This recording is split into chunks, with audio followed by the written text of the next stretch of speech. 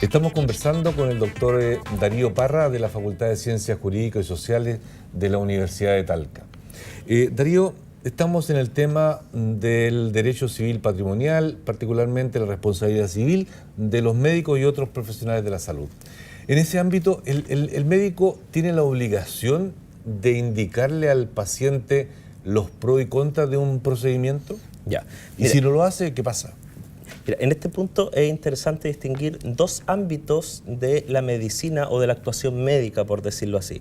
Por una parte nos encontramos con aquella medicina que se denomina satisfactiva, es decir, donde el paciente no se está tratando una enfermedad, ¿ya? Sino que más bien estamos hablando, busca otra finalidad, como por ejemplo puede ser una finalidad estética. ¿Ya? Y por otra parte nos encontramos con la medicina que es terapéutica propiamente tal, es decir, donde el paciente se encuentra tratando una enfermedad. Okay. ¿Ya? Entonces, cuando el paciente está tratándose una enfermedad, que va a ser la mayoría de los casos, por decirlo así, nos encontramos frente a una patología, en este caso el médico tiene la obligación de informar, ¿ya?, los pros y los contras de un tratamiento, pero lo que se le exige al médico es que informe, de cierta forma, los riesgos que se denominan típicos, es decir, las contraindicaciones que sean más usuales a el tratamiento que se va a adoptar. Una eventual complicación que también podría presentarse. Exactamente, ¿no? pero desde la perspectiva que sean típicos, es decir, que ocurran con frecuencia, con normalidad, o sea, que sean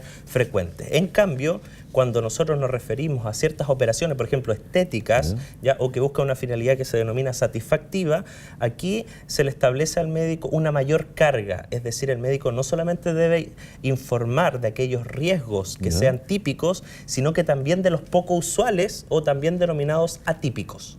Eso es importante, entonces se hace esta distinción. Y en caso que el médico no informe, podríamos hablar, como lo decía anteriormente, de que su actuar es negligente. ¿Y por qué va a ser negligente? Porque no se está adecuando a la conducta esperada. Dicho de otra forma, ¿qué nosotros esperamos del médico? ¿O qué nosotros esperamos de un buen médico? De un buen médico nosotros esperamos que el buen médico informe ciertos riesgos, ya sea en la medicina curativa o en la medicina satisfactiva. Y en la eventualidad que el médico, en el caso concreto, su conducta no se adecue a lo que nosotros esperamos, vamos a hablar de que esa conducta es negligente. Pero les reitero, para que haya responsabilidad civil no basta con que solamente la conducta sea negligente, sino que además es necesario que exista un daño y además que haya una relación de causalidad entre la conducta negligente y el daño sufrido. Bien. Hay un ámbito que en los últimos años, tanto en la investigación como en los aspectos que a ti te toca abordar, yo diría ha tomado más relevancia, el tema de la ética. ¿Cómo influye el aspecto ético-jurídico en la responsabilidad médica? Ya. La ética cada vez ha tenido una mayor relevancia de la perspectiva jurídica. Aquí cabe hacer una puntualización.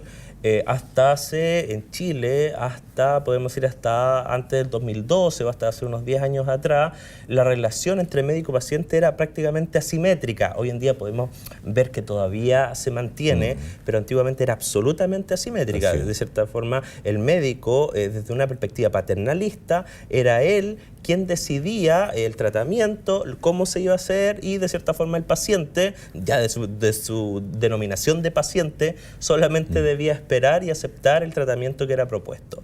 Hoy en día se entiende la relación médico-paciente desde una perspectiva mucho más horizontal, ¿ya? Por lo tanto, aquí se espera que exista una colaboración entre médico y paciente respecto al tratamiento. Y tiene mucho sentido. ¿Por qué? Porque es el paciente quien autoriza al médico a intrometerse en su cuerpo. Por lo tanto, es interesante destacar este punto, y aquí tiene bastante relevancia la ética. ¿Por qué? Porque la ética a nosotros nos va a decir cuál es el parámetro de conducta que nosotros vamos a esperar del médico. Es decir, ¿qué nosotros vamos a esperar del buen médico?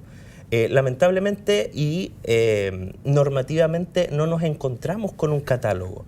Entonces, de cierta forma, cuando nosotros nos preguntamos cómo debe actuar el buen médico, como normativamente no nos encontramos con un catálogo de conductas, debemos en muchos casos recurrir a la ética médica, donde ahí sí se establecen ciertos parámetros de conducta que van a ser los parámetros mínimos que a nosotros nos van a permitir determinar cuándo una actuación del médico va a ser diligente o negligente para el caso de responsabilidad médica.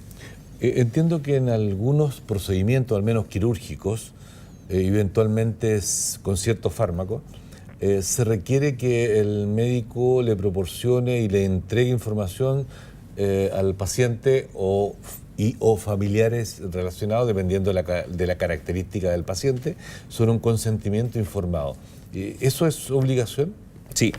El deber de requerir el consentimiento informado es un deber que tienen los médicos, y en la eventualidad que no se cumpla, nosotros ya vamos a poder determinar que esa conducta es negligente, ¿ya?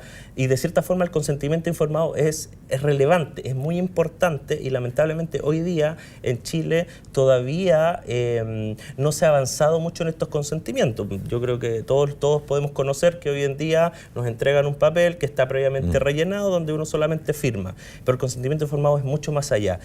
Por medio del consentimiento informado, el paciente acepta que el médico intervenga en su propio cuerpo.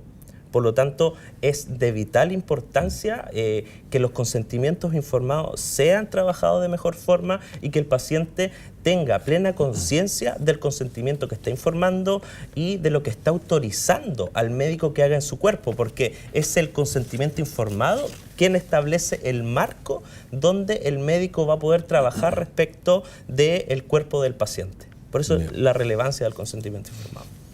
Darío, hace unos minutos te comentaba que esta temporada de Más Conocimiento está asociada fundamentalmente, exclusivamente en realidad, con investigadores jóvenes que tienen algún proyecto Fondesit en ejecución o recién terminado. Y en ese contexto tú estás con un proyecto en curso y avanzado, sí. Y nos gustaría saber de qué se trata tu proyecto y por qué elegiste ese tema. Ya. Bueno, mi proyecto de investigación trata de aportar en una falencia que existe en nuestra normativa actual respecto a la responsabilidad civil médica, en el punto en que hoy día no existe una ley que establezca claramente cuáles son los deberes del facultativo y mucho menos cuál es su contenido. Nos encontramos, por ejemplo, con la ley 20.584, que es la ley de derechos y deberes de los pacientes que todos conocemos, pero esa ley tiene una serie de defectos. Entonces, cuando nosotros nos preguntamos cuáles son los deberes del médico, no nos encontramos con un cuerpo normativo que nos establezca un catálogo claro y depurado de cuáles son los deberes que nosotros le vamos a exigir al médico. Entonces, y eso también desde la perspectiva de los médicos también les provoca a ellos un problema, porque el médico se pregunta, bueno, ¿qué es lo que yo debo hacer? Y quien va a resolver este problema va a ser el juez.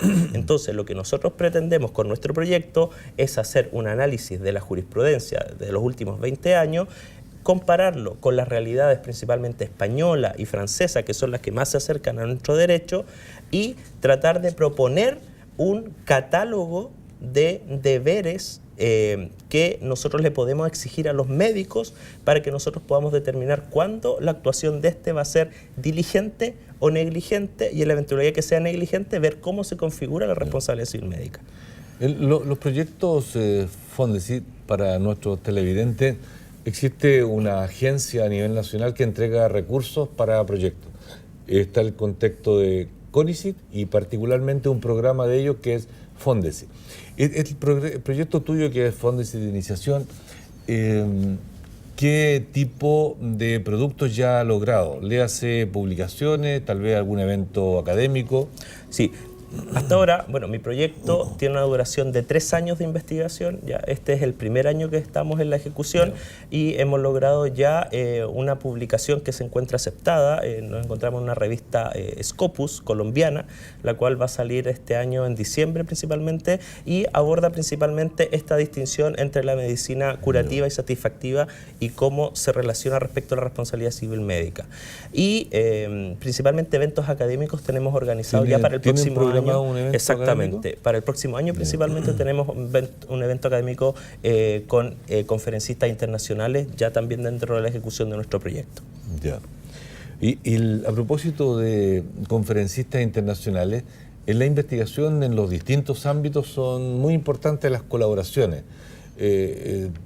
¿Dónde están tus colaboradores, entre comillas, colegas dentro de tu ámbito de expertise, con los cuales te relacionas especialmente en Chile y en el extranjero? Ya.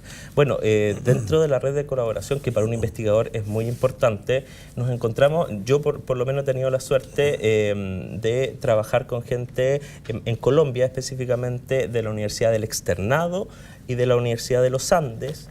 En España, principalmente con gente o con académicos de la Universidad Carlos III de Madrid y de la Universidad Autónoma de Madrid. Y también en Italia, también hemos estado haciendo un par de trabajos con personeros de la Universidad de Camerino, ya en Italia. Con ellos la idea es tratar de hacer un evento académico tal vez mucho más internacional, y también para traer esos beneficios, y desde esa perspectiva yo creo que la región también es importante que nosotros podamos contar con eventos científicos de calidad como lo hace y como se ha hecho hasta ahora también en la Universidad de Talca, y me parece que también es relevante esa perspectiva darle mayor énfasis a la región de esa perspectiva, y que no todo necesariamente siempre se haga en la ciudad de Santiago. Bien, te agradecemos, Darío, el que nos haya acompañado en este nuevo capítulo de Más Conocimiento. Muchas gracias a ustedes por la invitación. Adiós. Gracias. Telespectadores, hemos estado conversando con el doctor Darío Parra de la Facultad de Ciencias Jurídicas y Sociales sobre un tema muy relevante, sobre el derecho civil patrimonial, con especial atención en la responsabilidad civil que tienen los profesionales de la salud. Gracias por acompañarnos y les esperamos en un próximo capítulo. Hasta pronto.